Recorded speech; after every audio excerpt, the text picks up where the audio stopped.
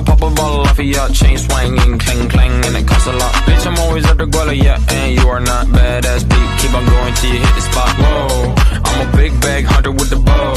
She got a big bed, never drop it low. Mama called me and she. Assalamualaikum warahmatullahi wabarakatuh.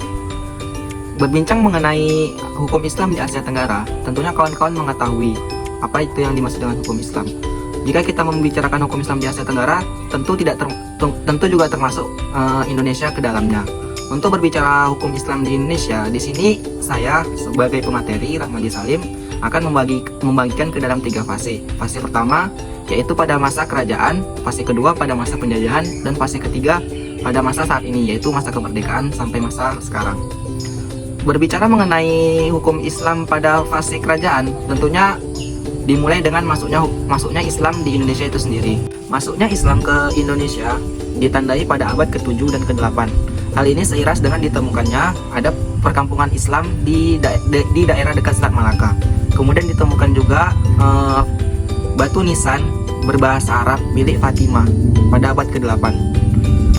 Dari kedua sejarah di atas, kita dapat mengetahui bahwasannya hukum Islam telah ada di Indonesia, atau agama Islam telah ada di Indonesia pada abad ke-7 dan ke-8. Kemudian setelah Islam menyebar di Indonesia, maka lahirlah sebuah kerajaan-kerajaan yang bercorakkan Islam di Nusantara. Kerajaan pertama yang bercorakkan Islam di Nusantara yaitu Kerajaan Samudra Pasai. Kemudian selanjutnya ada Kerajaan Cirebon, ada Kerajaan Banten, ada Kerajaan Gorontalo, dan lain sebagainya. Untuk yang pertama, saya akan membahas mengenai Kerajaan Samudra Pasai. Kerajaan Samudra Pasai ialah kerajaan Islam yang menggunakan hukum Islam pada masa itu. Hukum Islam yang digunakan pada Kerajaan Samudra Pasai yaitu hukum Islam yang bermazhab Imam Syafi'i. Di dalam Kerajaan Samudra Pasai terdapat kodi-kodi atau para ulama yang menegakkan hukum Islam di dalamnya, menyebarkan hukum Islam. Dan di dalam Kerajaan Samudra Pasai terdapat lembaga-lembaga agama seperti kodi dan mufti. Selanjutnya, dalam penerapan hukum Islam di Kerajaan Samudra Pasai menerapkan hukum-hukuman yang terdapat dalam Islam seperti jizyah ataupun potong tangan dan lain sebagainya. Selanjutnya, kerajaan yang bercorak Islam di Nusantara yang kedua yaitu Kerajaan Cirebon. Di dalam Kerajaan Cirebon telah terdapat beberapa pengadilan yang berdasarkan kepada agama Islam. Pengadilan yang pertama yaitu Pengadilan Agama, yang kedua Peradilan Drigama, dan yang ketiga Peradilan Cilaga. Masing-masing memiliki kewenangan dan kewajibannya masing-masing. Peradilan Agama yaitu peradilan yang memutuskan atau yang berwenang mengurusi agama dalam suatu kerajaan di Cirebon tersebut. Yang kemudian Peradilan Drigama yaitu peradilan mengenai perkara-perkara perkawinan dan warisan. Dan yang terakhir adalah Peradilan Cilaga yaitu peradilan khusus masalah niaga. Dalam Kerajaan Cirebon ini, apabila dalam peradilan agama telah melanggar atau telah berbuat sesuatu yang tak termaafkan menurut agama, maka dapat dijatuhi hukuman mati oleh Raja Cirebon itu sendiri. Untuk di wilayah Jawa terdapat Kerajaan Demak. Kerajaan Demak yaitu kerajaan yang sudah bercorak Islam. Kerajaan Demak sendiri dipimpin oleh Raden Fatah. Di sini Raden Fatah menerapkan ajaran-ajaran dan hukum-hukum Islam di dalam kerajaannya. Adapun mazhab yang digunakan pada Kerajaan Demak yaitu mazhab Syafi'i. Dan Sultan Fatah sendiri telah berhasil menyusun kitab yang terkenal yaitu Kitab Jugul Muda. Kitab ini berisi mengenai syariat-syariat Islam, berisi mengenai hukum-hukum Islam yang diterapkan di kerajaan itu sendiri. Dari beberapa kerajaan yang telah saya sebutkan di atas tadi, maka dapat kita simpulkan bahwa pada masa kerajaan, hukum Islam telah mengakar atau telah digunakan oleh kerajaan Islam di negara Indonesia itu sendiri.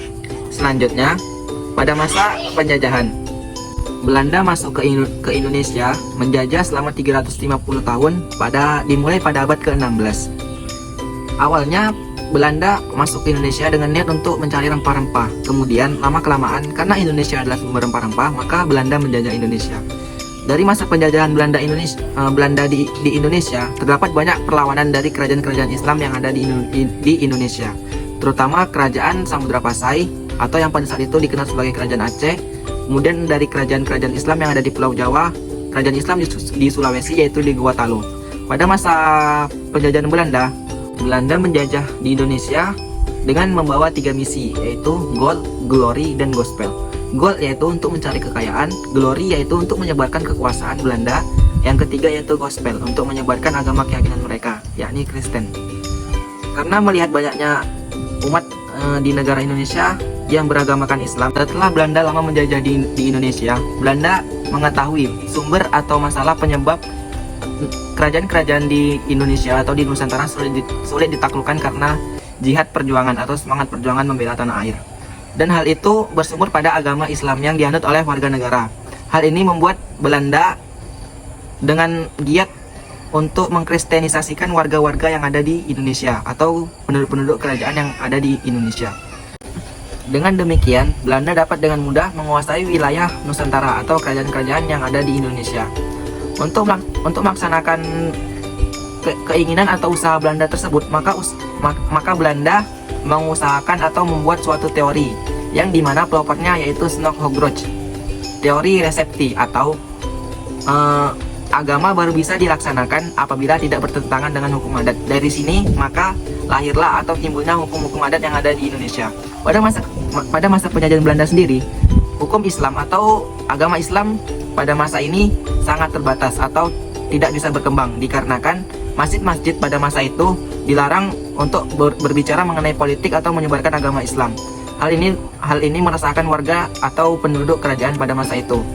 Namun dari sinilah bermula awal kristenisasi besar-besaran yang terdapat di Indonesia.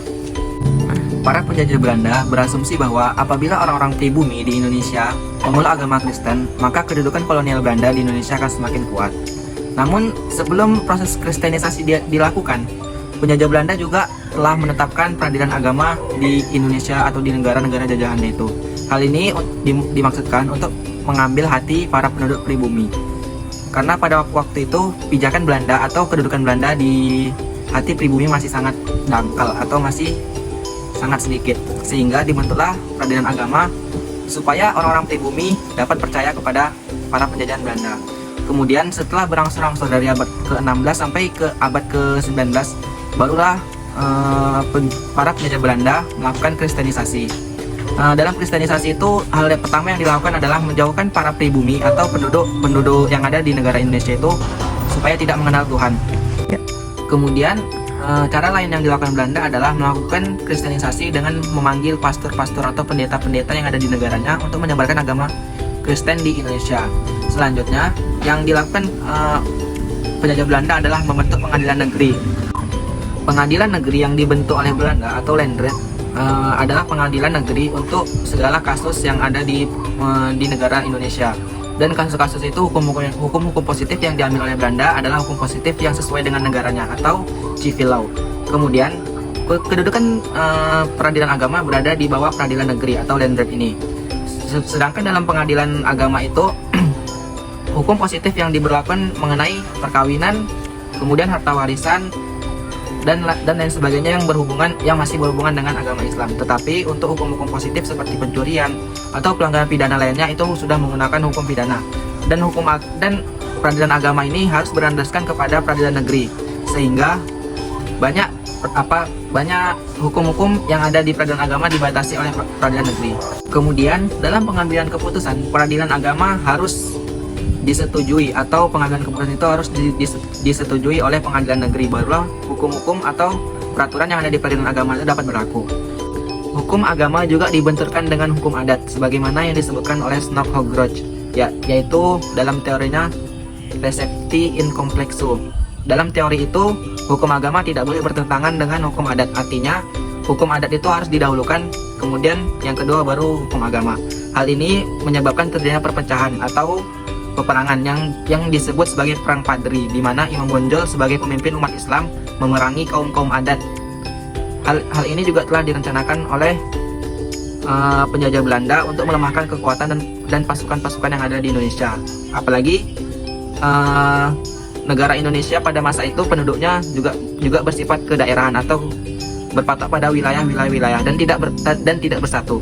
Kemudian setelah waktu berlalu, maka kiai-kiai atau ulama-ulama yang ada di Pulau Jawa dan di Pulau Sumatera pada masa itu bersatu untuk melawan penjajahan Belanda. Persatuan ini disebut dengan jihad atau perang melawan Belanda. Dalam persatuan itu, maka terbentuklah sebuah partai-partai Islam dan terjadilah Kongres Pemuda pada masa itu, yaitu yang berbunyi, kami putra dan putri Indonesia berbangsa yang satu, berbahasa yang satu, dan bertanah air yang satu. Dari sinilah awal cikal bakal gerakan revolusioner atau gerakan kemerdekaan Indonesia. Selanjutnya, setelah bangsa Belanda mengalah dalam penjajahan, dilanjutkan oleh penjajahan bangsa Jepang. Di masa penjajahan bangsa Jepang lebih berfokus kepada tujuan militer, tidak kepada agama. Namun pada masa pemerintahan Jepang menjajah di Indonesia, kaum pribumi atau orang-orang pribumi Indonesia harus menghadap ke timur ketika matahari terbit maupun matahari terbenam. Hal ini memicu kemarahan para ulama atau para kiai-kiai pimpinan pondok pesantren atau para kiai yang ada di tanah Jawa dan di tanah Sumatera pada waktu itu.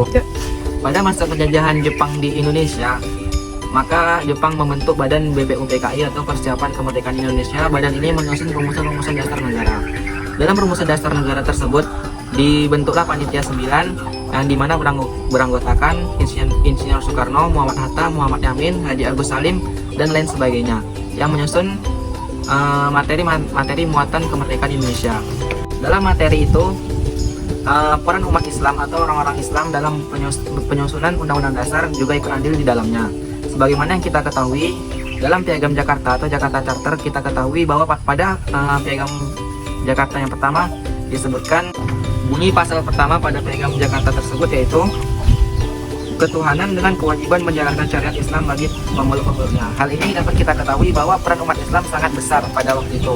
Kemudian dalam pembentukan Undang-Undang Dasar, umat Islam juga berperan aktif di dalamnya, sehingga dalam bait-bait atau kata-kata yang terdapat dalam Undang-Undang Dasar tersebut juga menggunakan kata-kata Allah atau kata-kata Islam sebagai dasarnya. Selanjutnya, setelah BPUPKI menyelesaikan tugasnya, maka dilanjutkan oleh PPKI. PPKI ini merancang dasar-dasar negara yang telah disepakati atau dibentuk oleh BPUPKI pada masa itu. Kemudian, setelah masa penjajahan berakhir, maka barulah Indonesia merdeka. Dan pada saat waktu Indonesia merdeka, hal yang sangat disayangkan yaitu hukum yang dianut atau hukum positif yang dianut oleh Indonesia adalah civil law dan common law. Hal ini dikarenakan keterpaksaan atau kemerdekaan yang dipaksakan, sehingga dasar-dasar atau hukum-hukum yang berlaku pada waktu itu masih menganut hukum Belanda. Kemudian common law dianut oleh hukum Portugis atau bangsa Jepang yang menjajah Indonesia. Selanjutnya, dalam awal kemerdekaan, hukum Islam tidak berpengaruh atau tidak berperan aktif dalam hukum-hukum positif yang ada di Indonesia. Namun pada tahun 1974, pada era Soeharto, barulah dibentuk kompilasi hukum Islam, di mana kompilasi hukum Islam ini untuk menjawab protes-protes yang dilakukan partai-partai Islam atau umat Islam pada waktu itu. Undang-Undang Nomor 1 tahun 1974 mengenai perkawinan adalah buah hasil dari kerja keras umat Islam setelah melakukan kompilasi hukum Islam. Kompilasi hukum Islam ini adalah pengumpulan atau pengkodifikasian hukum-hukum Islam untuk membuat undang-undang baru yang ada di Indonesia. Dalam pengumpulan kodifikasian hukum Islam ini terdapat dua tahap. Tahap pertama yaitu melakukan pengumpulan dari berbagai jenis data dan sumber. Yang kedua, melakukan pembukuan dari hasil sumber tersebut. Isi dari kompilasi hukum Islam ini terdapat dari buku 1 sampai buku 4, di mana berisi tentang perkawinan, harta warisan, tanah wakaf, tanah hibah, dan lain sebagainya, yang mengatur atau mengenai pengaturan hukum-hukum Islam yang ada di Indonesia.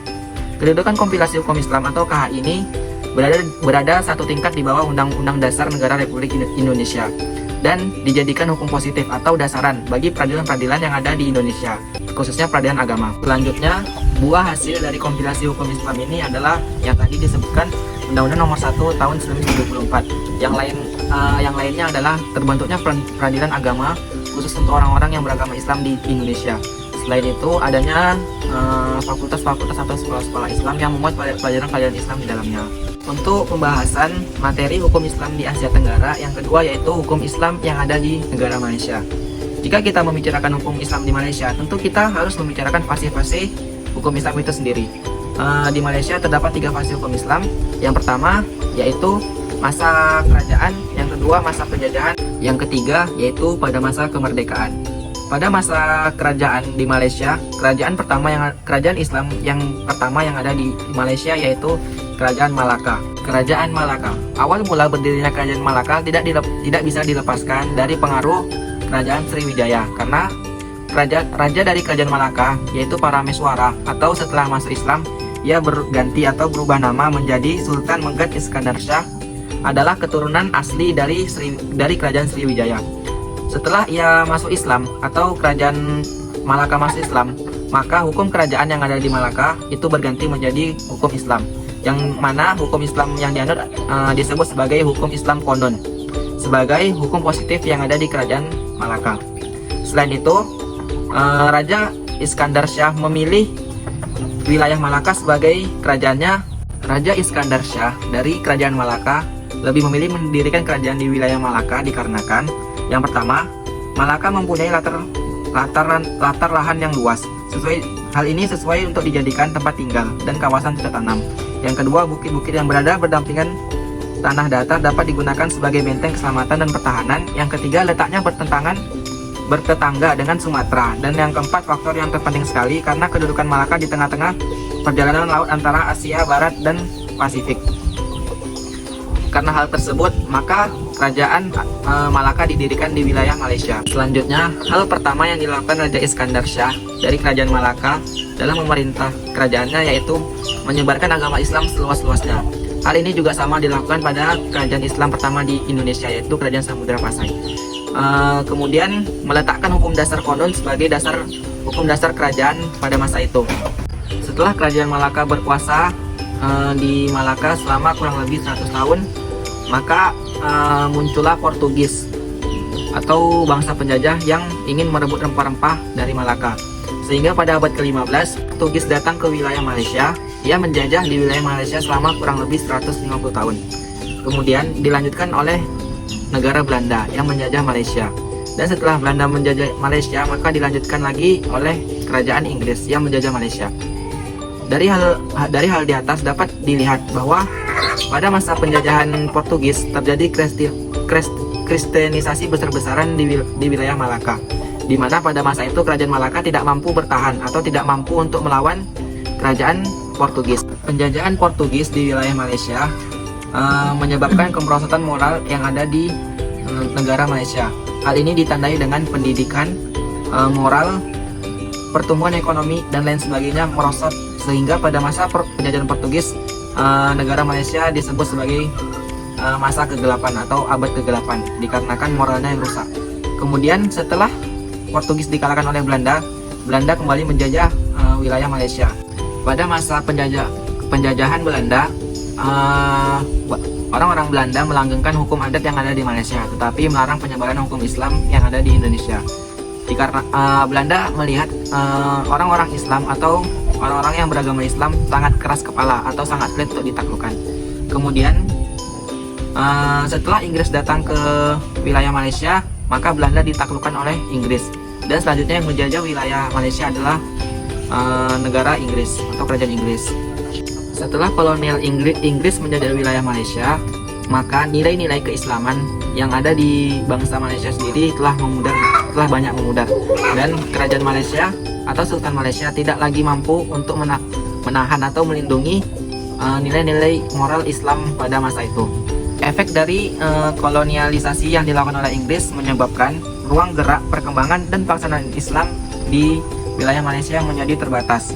Adapun beberapa dampak yang diakibatkan oleh kolonialisasi yang dilakukan Inggris, yaitu pertama, berkaitan dengan perkembangan hukum Islam. Pada masa kolonialisasi Inggris, perkembangan hukum Islam itu sangat lambat, bahkan tidak berkembang sama sekali dan bahkan menurun. Hal ini dikarenakan kebijakan dari Inggris yang menyebabkan kerugian pada hukum-hukum Islam yang ada di Malaysia, dan hukum-hukum positif yang ada di Malaysia diganti sesuai dengan hukum yang berlaku pada masa Inggris. Selanjutnya, yang kedua, dampak lain yang terkait dengan kolonialisasi Inggris adalah kemerosotan paradigma politik Islam. Politik Islam yang terjadi pada masa itu telah terisolasi, sehingga politik-politik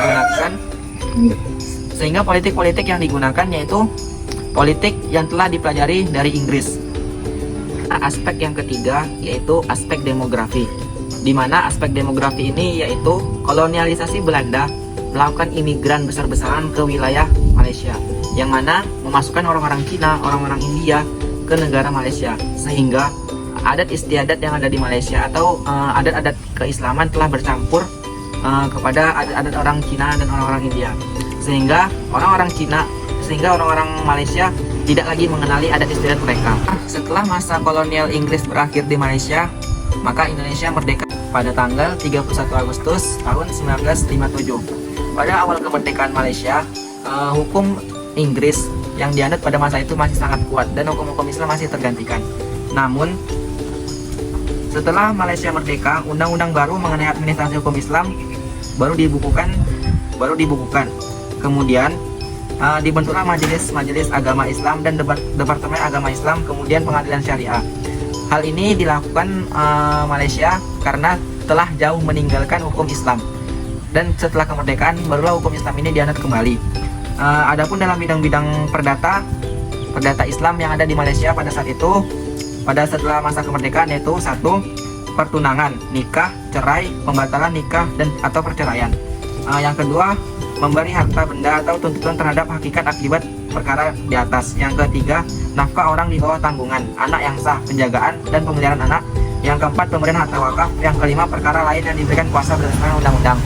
Setelah dibentuk hukum positif Islam di Malaysia, maka peradilan Departemen Syariah berfungsi atau bertugas untuk mengadili orang-orang Islam yang melakukan tindak pidana atau tindak perdata.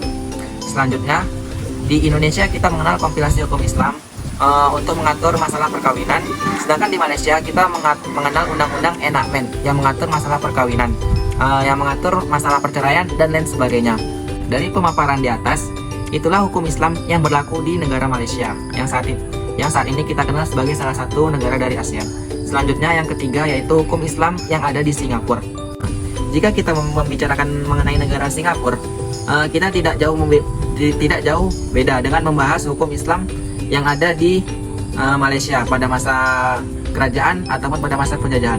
Karena pada masa kerajaan dan pada masa penjajahan, negara Singapura masih tergabung ke dalam negara Malaysia. Negara Singapura memerdekakan diri dari Malaysia pada tahun 1960-an, di mana pada saat itu yang memisahkan diri dari Malaysia karena tidak menyetujui undang-undang atau akad-akad yang dilakukan Malaysia ketika membentuk negara. Adapun hukum yang dianut oleh negara Malaysia tidak jauh beda dengan hukum yang berasal dari Inggris, dikarenakan Singapura lama dijajah oleh Inggris. Setelah umat Melayu Islam di Singapura melakukan protes, maka oleh pemerintahan Singapura pada masa itu, pada tahun 1966, maka dibentuklah The Administration of Muslim Law Acta, atau yang disebut dengan AMLA, sebuah rancangan undang-undang yang diterima oleh umat Islam yang diberlakukan pada tahun 1966. AMLA merupakan pengundangan hukum Islam. Namun demikian, administrasi ini bukanlah hukum Islam itu sendiri, tetapi di dalam AMLA telah mengatur atau mengambil hukum-hukum yang dijadikan pedoman yang bersumber dari hukum Islam. Setelah AMLA diberlakukan di negara Singapura, maka selanjutnya dibentuklah MUIS, Majelis Ugama Islam Singapura, yang dibentuk pada tahun 1968. Adapun fungsi MUIS ini yaitu administrasi zakat, wakaf, urusan haji, sertifikat halal, dan lain sebagainya. Pembangunan, pengembangan administrasi dan pengolahan masjid, pengembangan dan administrasi pendidikan Islam, penerbitan tuntutan agama kepada masyarakat. AMLA ini sebagai hukum Islam yang ada di Singapura, sedangkan MUIS yaitu badan yang mengatur hukum Islam itu untuk memperkenalkan kepada masyarakat, untuk mengatur mengenai urusan-urusan Islam, dan selanjutnya untuk mengatur pembangunan, pengembangan dan administrasi pendidikan Islam atau madrasah-madrasah Islam yang ada di Singapura setelah zaman kemerdekaan ini. Jika MUIS adalah sebuah lembaga untuk memberikan nasihat kepada pemerintah, maka wadah untuk mengatur AMLA tersebut didirikan Pengadilan Syariah. Pengadilan Syariah mengolah hukum pribadi Muslim dalam masalah hukum yang mengatur pernikahan, perceraian, pembatalan pernikahan, dan warisan. Jadi, wadah untuk memberlakukan aturan undang-undang AMLA tersebut, maka dibentuklah Peradilan Syariah. Di dalam AMLA tersebut juga terdapat aturan mengenai catatan perkawinan Muslim atau registrasi of Muslim marriage. Hal ini mengatur mengenai aturan yang berkaitan dengan pendaftaran pernikahan dan perceraian Muslim yang ada di wilayah Singapura. Setelah pemerintah Singapura memberlakukan AMLA tersebut, maka hukum Islam di Singapura semakin menjadi pertimbangan dalam pengambilan keputusan-keputusan yang ada di Singapura. Adapun lembaga-lembaga agama Islam yang ada di Singapura, yang pertama yaitu masjid, yang kedua madrasah, yang ketiga Islamic Religious Council of Singapore atau yang biasa kita kenal sebagai MUIS. Selanjutnya Syariah Court atau pengadilan syariah. Pengadilan syariah ini menggantikan peran kadi yang sebelumnya berwenang memberi keputusan dalam kasus perceraian dan warisan. Dan yang selanjutnya yaitu lembaga registrasi of Muslim marriage atau tempat percatatan pernikahan bagi orang-orang muslim yang ingin menikah atau ingin melakukan perceraian. Dari pemaparan di atas maka sudah jelas bahwa hukum Islam di Singapura itu sangat erat kaitannya dengan pemerintahan Singapura. Untuk materi selanjutnya yaitu negara Brunei. Tahukah teman-teman apa yang terpikir jika menyebutkan negara Brunei? Ya, tentu saja negara yang sangat kecil atau dengan luas wilayah yang kecil. Kemudian negara yang berbasis kerajaan, dan selain itu adalah negara yang super kaya karena minyak dan gas bumi.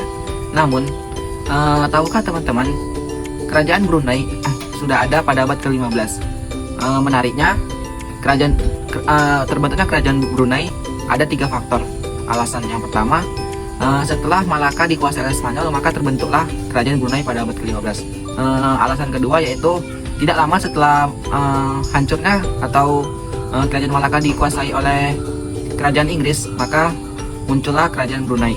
Alasan terakhir yaitu kerajaan Brunei muncul sebelum kerajaan Malaka berdiri, yakni pada abad ke-13. Berbicara mengenai kerajaan Brunei, tahukah teman-teman, Islam masuk ke Brunei menurut teori Az-Zumardi Azra yaitu pada abad ke-9. Islam mulai menyebar ke Brunei. Setelah kerajaan Brunei dibentuk, masyarakat yang tinggal di Brunei adalah masyarakat orang-orang Melayu. Kemudian hukum yang dipakai di kerajaan Brunei tersebut adalah hukum Islam. Ketika hukum Islam masuk ke Brunei dan ketika kerajaan Brunei muncul, maka hukum Islam telah diterapkan sebagai hukum positif yang ada di kerajaan Brunei tersebut. Adapun pengadilan-pengadilan yang terdapat di kerajaan Brunei tersebut yakni pengadilan residen, pengadilan hakim tingkat pertama, pengadilan hakim tingkat kedua, serta pengadilan hakim pribumi dan katalis. Selanjutnya, ketika kerajaan Brunei masuk pada masa kejayaannya, maka Inggris datang atau kolonial Inggris datang ke Brunei untuk menjajah Brunei. Dikarenakan faktor rempah-rempah dan faktor kekayaan kerajaan Brunei dalam minyak dan gasnya. Ketika kolonial Inggris menjajah kerajaan Brunei, maka terdapat 2 faktor yang paling tampak yang dapat kita lihat perubahannya. Yang pertama, faktor politik, di mana dulunya kerajaan Brunei ini termasuk dalam kerajaan yang luas. Sebelum kerajaan Brunei muncul, ada kerajaan yang disebut dengan Borneo. Kerajaan Borneo itu hampir menguasai seluruh kerajaan atau seluruh wilayah Kalimantan. Selanjutnya dilanjutkan oleh kerajaan Brunei. Ketika penjajahan Inggris masuk, kerajaan Brunei ini mengalami politik padam surut atau pasang surut, yang mana wilayah-wilayah yang dikuasai oleh Brunei semakin menipis dikarenakan ulah dari kerajaan Inggris atau kolonial Inggris untuk melemahkan kerajaan Brunei.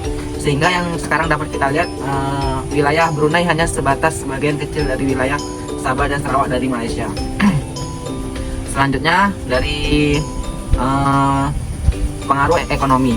Dari pengaruh ekonomi dapat kita lihat dulunya kerajaan Brunei adalah kerajaan kaya sebagai sumber transit, sebagai tempat perdagangan dan lain sebagainya. Namun ketika kerajaan Inggris atau kolonial Inggris menjajah kerajaan Brunei, maka ekonomi di Brunei perlahan-lahan mengecil atau menyusut karena sebagian besar ekonomi yang ada di Brunei tersebut diambil alih oleh kerajaan Inggris. Sehingga dapat kita lihat pada masa itu kerajaan Brunei terlilit atau terlilit hutang dari Inggris, sehingga pendapatan ekonomi yang tidak stabil mengakibatkan banyaknya pemberontakan yang terjadi di wilayah Brunei. Pada masa jajahan kolonial Inggris di Brunei, hukum Islam yang ada di kerajaan Brunei tersebut tercampur aduk atau terasimilasi dengan hukum-hukum kerajaan Inggris, sehingga dalam sistem hukumnya dipengaruhi oleh hukum-hukum common law yang ada di Inggris. Namun hukum Islam tetap dipertahankan di kerajaan Brunei sebagai hukum positif, walaupun sudah tercampur dengan hukum-hukum yang ada di kerajaan Inggris atau kolonial Inggris pada masa itu. Selanjutnya, pada masa kemerdekaan, Brunei termasuk negara atau kerajaan yang merdeka cukup muda karena Brunei merdeka pada abad ke-19 yaitu 1970-an. Namun, Brunei dapat sepenuhnya merdeka dari kolonialisme Inggris yaitu pada 1 Januari tahun 1984. Setelah kemerdekaan negara Brunei, maka Brunei hal pertama yang dilakukan negara Brunei yaitu mengkodifikasikan hukum Islam. Adapun pengkodifikasian hukum Islam ini berasal dari rujukan Imam Syafi'i atau kitab-kitab konon dan kitab-kitab hukum jinayah atau fikih dari Imam Syafi'i. Kemudian Brunei mengakui bahwa hukum Islam yang dipakai adalah hukum Islam Sunni, yakni Ahlus Sunnah wal Jamaah. Selanjutnya, dalam pengkodifikasian hukum Islam tersebut, setelah mendapatkan referensi dari kitab-kitab Imam Syafi'i, maka terbentuklah konon jinayah atau hukum Islam konon jinayah Brunei Darussalam yang berisi mengenai 5 hal, yaitu menjaga jiwa, menjaga agama, memelihara keturunan, menjaga harta, dan menjaga akal. Adapun dalam konon syariah atau konon jinayah syariah di Brunei terdapat delik-delik hukum. Yang pertama, delik agama. Yang kedua, jika poin 1 dapat diterima, yaitu delik agama tersebut dapat diterima, maka dapat dimasukkan ke dalam RUU KUHP yang ada di Brunei Darussalam. Selanjutnya, dalam pengambilan keputusan di Brunei juga menggunakan fatwa-fatwa dari para ulama atau kadi-kadi dari para menteri-menteri yang ada di Brunei Darussalam tersebut. Dalam ijtihad atau mekanisme pengambilan keputusan ini disebutkan bahwa dalam proses penetapannya hendaknya menurut kaul muktamad dari mazhab Syafi'i. Jika kaul muktamad bertentangan dengan kepentingan umum dan tidak ditentang, sultan dapat mengikuti kaul yang daif dari mazhab Syafi'i. Dan jika kaul muktamad atau kaul yang daif dari mazhab Syafi'i bertentangan dengan kepentingan umum, majelis atau jawatan kuasa undang-undang boleh dengan izin khusus dari sultan mengikuti kaul 3 mazhab Hanafi, Maliki, Hambali. Sehingga dari penjelasan di atas dapat dipahami bahwa apabila untuk mengeluarkan suatu fatwa atau peraturan perundang-undangan baru, maka harus didasarkan pada mazhab Imam Syafi'i yang paling utama. Namun ketika tidak ditemukan dalam mazhab Syafi'i, maka diperbolehkan menggunakan 3 mazhab lainnya untuk membentuk suatu hukum. Contohnya seperti UU perkawinan yang ada di Brunei yang diatur dalam chapter 217 Islamic Family Law 2012. Untuk materi selanjutnya, hukum Islam di Asia Tenggara, yaitu di wilayah Filipina. Tahukah teman-teman, jika kita membicarakan mengenai Filipina, tentu yang terbesit adalah ibu kotanya, yaitu ibu kota Manila. Tahukah teman-teman sejarah mengenai Manila? Sebenarnya Manila itu berasal dari bahasa Arab fi amanillah. Penamaan kata fi amanillah untuk ibu kota Filipina dinamai oleh Raja Sulaiman pada masa itu. Selanjutnya, hukum Islam masuk ke Filipina pada sekitar abad ke-13 Masehi. Namun kerajaan baru berdiri di Filipina pada abad ke-16. Kerajaan pertama yang menerapkan Islam selain kerajaan Manila tadi itu ada kerajaan Mindanao yang dipimpin oleh Raja Maguindanao. Adapun hukum Islam yang digunakan dalam kerajaan Mindanao adalah Maguindanao Code of the Law. Dalam pengkodifikasian hukum Islam di kerajaan Mindanao, maka diklasifikasikan ada 3 konsep. Yang pertama, konsep yuristik. Dalam membentuk Code of Maguindanao Code of the Law, diperlukan konsep yuristik, artinya hukum-hukum itu harus bersumber kepada kitab-kitab terdahulu seperti kitab karangan Imam Malik, Imam Hanafi, Imam Syafi'i, dan lain sebagainya sebagai sumber rujukan. Kemudian yang kedua yaitu teori imitatif tentang aturan hukum. Ini berpandangan bahwa hukum Islam itu harus sesuai dengan kebutuhan politik dan sosiologis, artinya hukum itu harus dibuat sesuai kebutuhan politik pada kerajaan Mindanao dan harus sesuai dengan sosiologis kultural masyarakat yang ada di situ. Selanjutnya, konsep asal-usul dan konsep personal. Artinya, dalam pembuatan hukum atau pengkodifikasian hukum tersebut harus majalat al-ahkam al-adiyat. Metode ini perlu dipahami bahwa gerakan hukum ini terlalu banyak dipengaruhi oleh modernisasi. Artinya, dalam pembuatan hukum tersebut harus ada modernisasi atau sesuai dengan perkembangan zaman yang ada pada saat itu. Setelah melakukan pengkodifikasian hukum tersebut, maka terbentuklah hukum Maguindanao Code of Muslim. Orang-orang Mindanao atau Muslim Moro pada saat itu menyambut kitab Maguindanao Code of Muslim ini sebagai kitab luaran. Di dalam kitab luaran ini berisi mengenai, di dalamnya terdapat 85 pasal yang membahas mengenai masalah-masalah transaksi, klaim properti atau kepemilikan, perkawinan, perceraian, prosedur, pembuktian, warisan, serta pembagian harta. Kitab ini juga membuat persoalan tentang hukum takzir serta mengklasifikasikan diat ke dalam 12 kategori.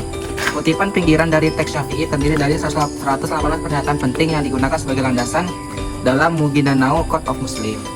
Kerajaan Islam yang ada di Filipina adalah Kerajaan Sulu. Kerajaan Sulu mulai terbentuk pada abad ke-14 Masehi atau lebih tepatnya 1450 Masehi yang dipimpin oleh Sultan Syarif Abu Bakar. Di Kerajaan Sulu sendiri, hukum Islam yang digunakan adalah Kitab Diwan Tausuk yang dibuat oleh Sultan Syarif Abu Bakar tersebut. Kitab Diwan Tausuk ini sebagai kitab sehari-hari kerajaan, di mana dalam kitab ini lebih dekat kepada hukum-hukum yang terdapat dalam Al-Quran atau kitab-kitab sunnah lainnya. Selanjutnya, hukum Islam pada masa penjajahan. Penjajahan pertama yang masuk ke Filipina ialah bangsa Spanyol. Spanyol pertama kali masuk ke Filipina melalui jalur perairan dan menguasai Filipina bagian utara, yakni pada kerajaan Manila. Sebenarnya ketika Spanyol masuk ke Filipina, terjadi perlawanan yang hebat antara kerajaan Islam yang ada di Manila maupun Maguindanao ataupun di Sulu. Namun kerajaan Islam di Filipina yang bagian utara, yakni di Manila, telah dikuasai oleh pasukan Spanyol, sehingga di sana terjadi kristenisasi besar-besaran. Adapun kedatangan Spanyol ke Filipina ini yaitu selain menyebarkan pengaruh kekuasaan, ia juga menyebarkan agama. Terjadinya kristenisasi besar-besaran yang dilakukan oleh kolonial Spanyol untuk mempermudah atau memperkuat kedudukan orang itu penjajahan di daerah Filipina. Selanjutnya, dalam proses kristenisasi besar-besaran, pemerintahan Spanyol pada itu mengirim para kodi-kodi Kristen atau para pendeta Kristen dari Roma atau dari daerah Spanyol ke Filipina dan mendirikan gereja-gereja atau sekolah-sekolah yang berbasis Kristen.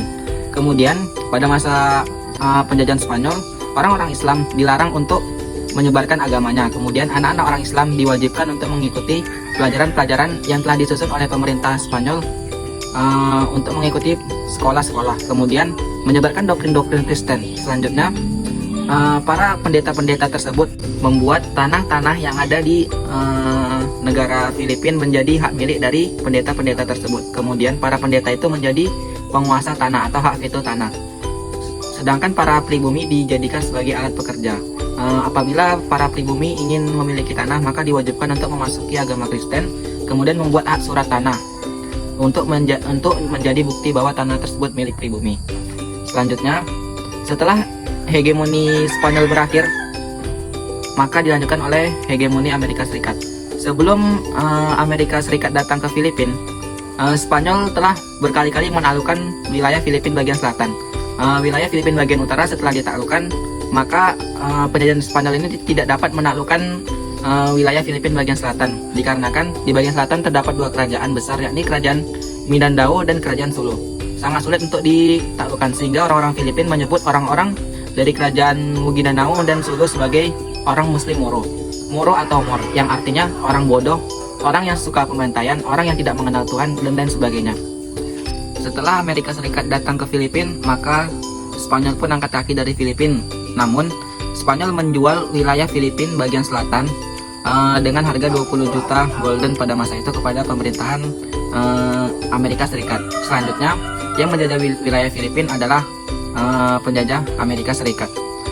Namun dalam masa jajahan Amerika Serikat memberikan kelonggaran kepada orang Islam di Moro dengan membiarkan mereka membentuk undang-undang sendiri. Dari kelonggaran penjajahan Amerika Serikat di Filipina yaitu dapat kita lihat pada Akta nomor 787 bab 13 yang menyebutkan mengenai untuk membuat undang-undang dengan mendaftar dan mengkodifikasi hukum adat Moro yang diterapkan untuk orang Moro di berbagai wilayah di Provinsi Moro.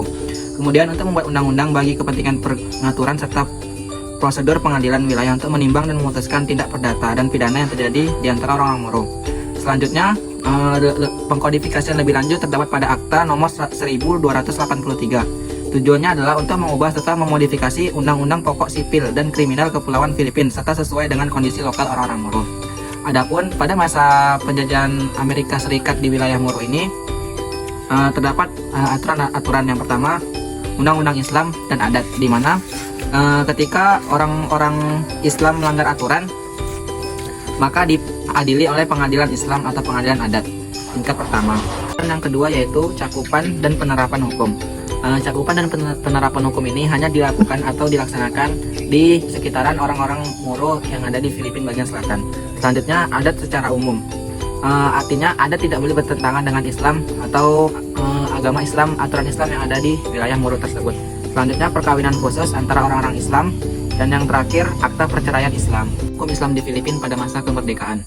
Setelah Filipina merdeka pada tahun 1946, hukum Islam baru mulai berlaku pada tahun 1973. Pada tahun 1973 itu baru dilakukan pengkodifikasian hukum Islam di Filipina. Adapun aktivitas pengkodifikasian itu yang pertama untuk melakukan survei, mengumpulkan dan menyatukan undang-undang Islam dari berbagai sumber. Yang kedua untuk mengumpulkan serta merekonsiliasi hukum Filipina dan Islam. Yang ketiga, untuk mempersiapkan rancangan proposal awal tentang kode hukum Islam Filipina. Selanjutnya, dibentuklah badan-badan riset. Adapun badan-badan yang berperan aktif dalam pengkodifikasian hukum Islam di Filipina, yang pertama adalah staf riset pengkodifikasian. Staf ini berperan untuk mengumpulkan dan bertanya kepada para kodi, para panglima, dan para hakim-hakim yang mengetahui mengenai hukum-hukum Islam. Selanjutnya, UU Peradilan. Dalam UU Peradilan ini dibentuklah UU Undang-Undang yang berperan. Yang kedua, Komite UU Pengadilan. Komite ini berfungsi sebagai merincikan pokok-pokok aturan yang dituangkan dalam bentuk hukum UU perorangan yang lengkap. Dari kedua badan staf riset di atas, maka terbentuklah Code of Muslim Personal Law yang berisi mengenai mengakui sistem hukum Muslim di Filipina sebagai bagian dari hukum negara agar institusi Islam lebih efektif, mengkodifikasi hukum perdata Muslim, mengatur administrasi dan penegakan aturan melalui pembentukan pengadilan syariah. Dalam Code Muslim Personal of Law ini terdiri dari 5 buku. Buku pertama terdiri dari 1-7 pasal yang berisi ketentuan umum. Buku kedua terdiri dari 8-88 pasal yang berisi tentang perkawinan, perceraian, dan hukum keluarga atau hubungan keluarga. Selanjutnya buku ketiga terdiri dari 89-136 pasal yang berisi mengenai kewarisan. Selanjutnya buku keempat terdiri dari 137-168 pasal yang berisi mengenai peradilan syariah dan penyelesaian sengketa. Selanjutnya buku yang kelima terdiri dari 169-190 pasal yang berisi aturan untuk berpindah ke agama Islam, kalender Muslim, ketentuan lain, dan peralihan. Untuk materi selanjutnya yaitu hukum Islam di negara Thailand. Hukum Islam masuk di Thailand atau agama Islam masuk ke Thailand pada abad ke-15.